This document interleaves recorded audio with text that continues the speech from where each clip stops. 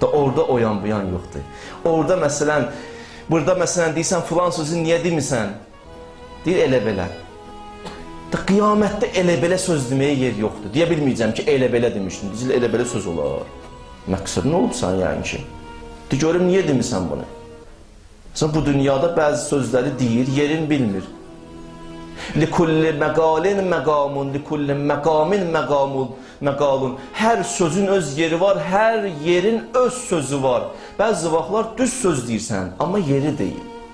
Düz söz deyir, hədis deyir, amma yeri deyil axı onun. Məsələn deyimdə, biri evinə ehsan süfrəsi açıb, qonaq, çağırıb milləti gəlin qonaq, hamı yığışıb, süfrə açılıb, indi istəyir, yesin, bismillah deyib, qonaqlar yesin deyib, bir dənə deyən onun ev yiyəsi deyir, hamı deyandı, bəli. Mən bir dənə hədis oxumuşam, onu deyim, sonra yiyim. Nə oxumusan? Düz də deyir. Bir dənə hədis oxumuşam ki, Əhl-i Beyt buyurur, çox yemək yaxşı şey deyil ha. Bunu bildik də, yaxşı şey deyil, yaxşı da bu yesin də, onun yeri idi, gəlir sən deyirdin onu.